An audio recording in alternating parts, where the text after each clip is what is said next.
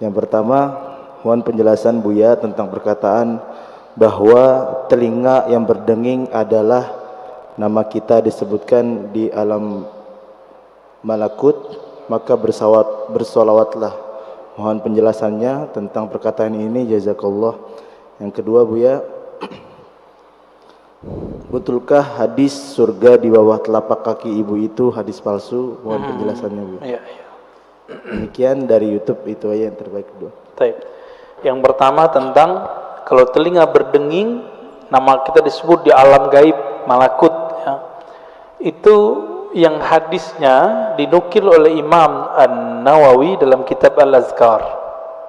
Hadisnya lebih kurang hasan, tapi tidak menyebutkan mengenai alam malakut.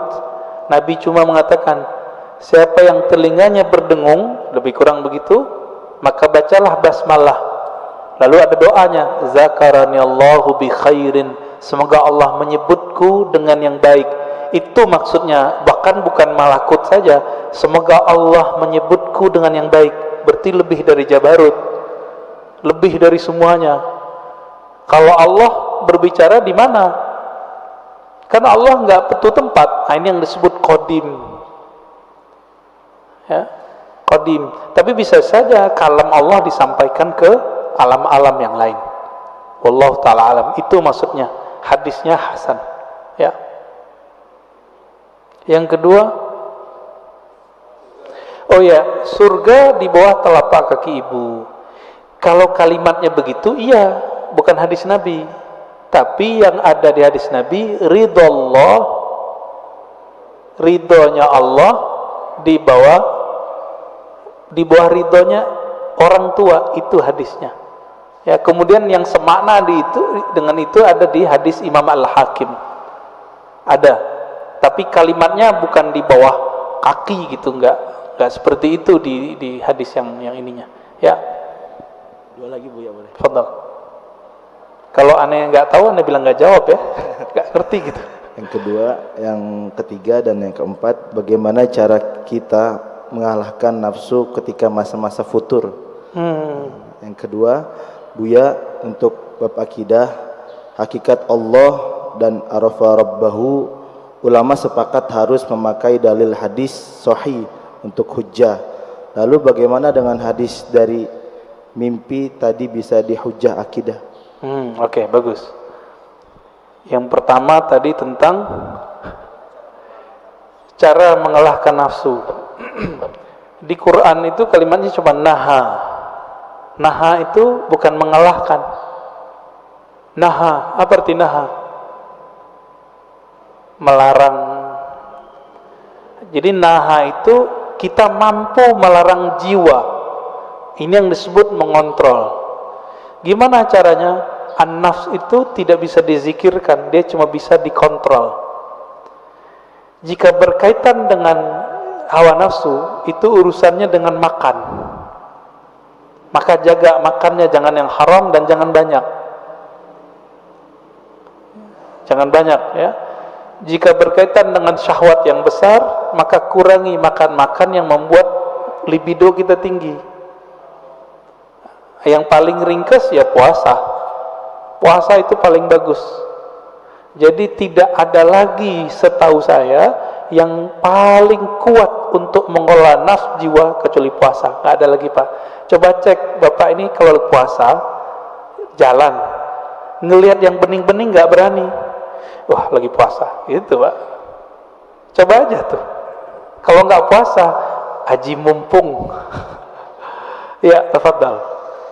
Yang kedua tadi, udah ya? Bab hakikat Allah. Oke. Hakikat Allah tidak diketahui kecuali oleh Rasulullah Sallallahu Alaihi Wasallam. Termasuk nanti Imam Mahdi itu mengerti hakikatnya Allah, ya, karena beliau pewarisnya Nabi. Plek, apa yang Nabi tahu ada di dalam kolbunya. Tapi bagaimana dengan mimpi? Bagaimana dengan kaedah tadi? Untuk hujjah akidah mesti hadisnya sahih, bahkan mesti mutawatir oleh sebagian ulama. Itu itu bab ilmu akidah. Ilmu akidah babnya bab akal. Ilmu akidah bab akal. Oke, kalau mimpi tadi bab mana? Yang nomor 4. Ya, orang ahli akal nggak percaya sama mimpi. Orang yang jago mimpi ketawa sama ahli akal, ilmumu segitu aja.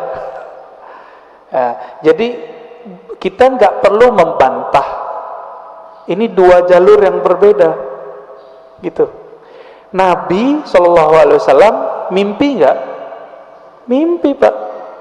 Wahyu pertama yang turun ke Nabi itu mimpi. Hadis Sahih Bukhari, kitab Bad'il Wahyi. Awal ma budi'a bihil wahyu ar-ru'ya salihah. Kira-kira begitu kalimatnya. Wahyu pertama yang turun itu bukan Quran. Yang pertama turun cahaya turun kepada qalbu Nabi sehingga beliau melihat mimpi yang indah.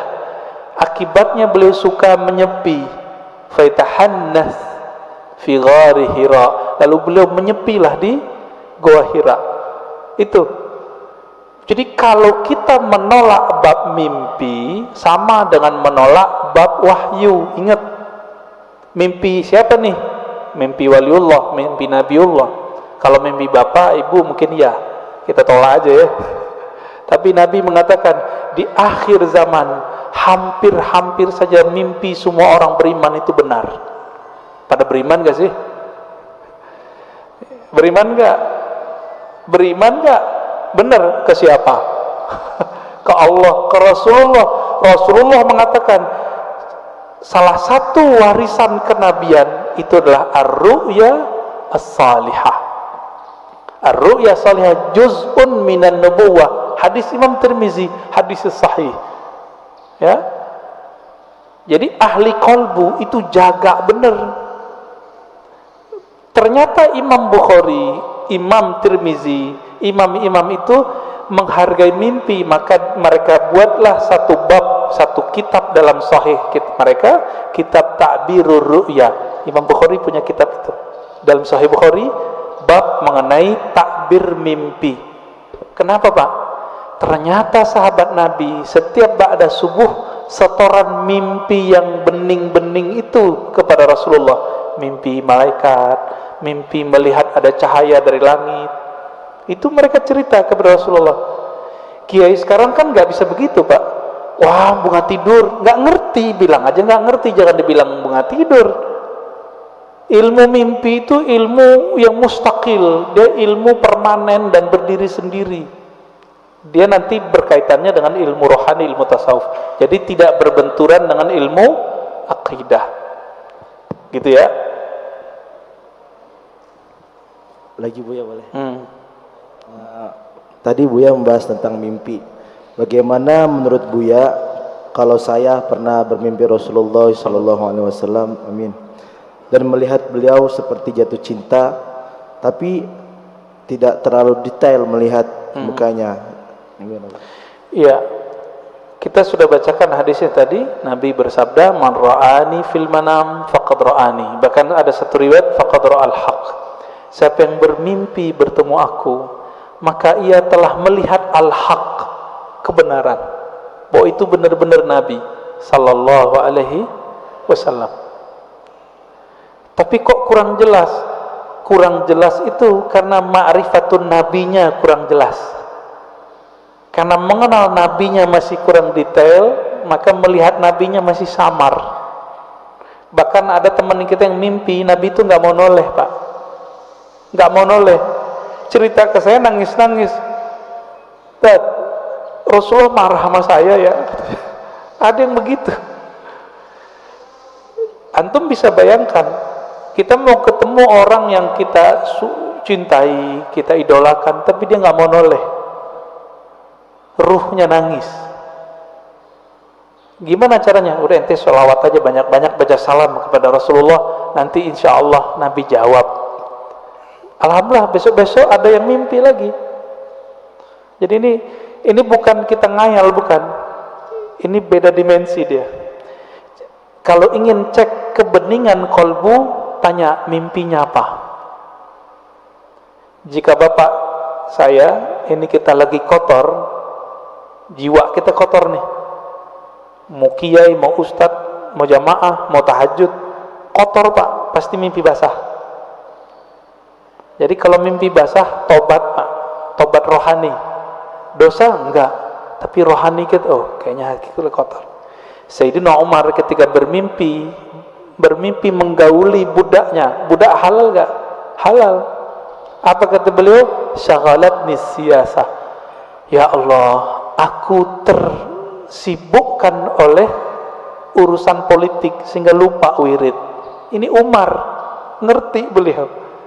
Tapi beliau pun kalau mimpi sama yang halal. Kalau kita kan kita berharap mimpi sama artis Pak.